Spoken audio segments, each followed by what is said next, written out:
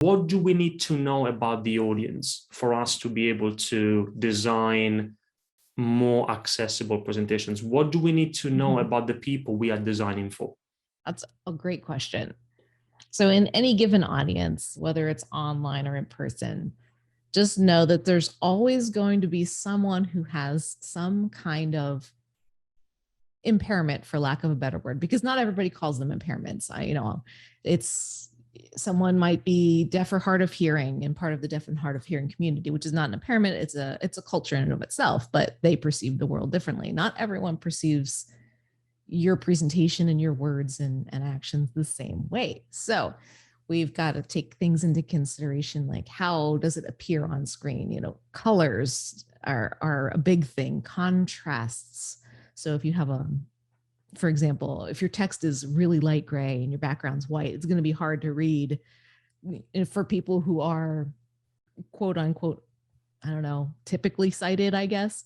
But there are a lot of visual challenges there. And then you have your community of neurodiverse people who, people with brains that don't work in the average way of the human population, people with ADHD or on the autism spectrum or who have anxiety or, whatever, especially people with focus issues. So there are definitely going to be people with focus issues, whether it's a permanent thing or if it's temporary.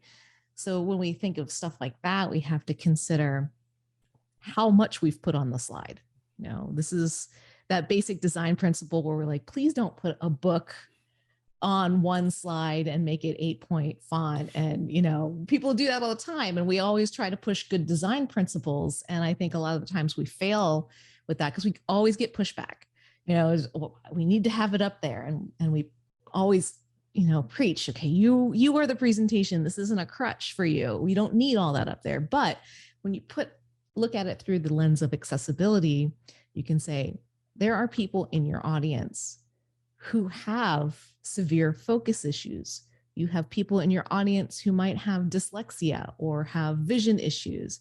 So to help get your point across, to help get them to act on your CTA, help understand what you're talking about, you need to take stuff off of your slide. You need to make it very clear. And that really pushes that whole billboard design kind of thing,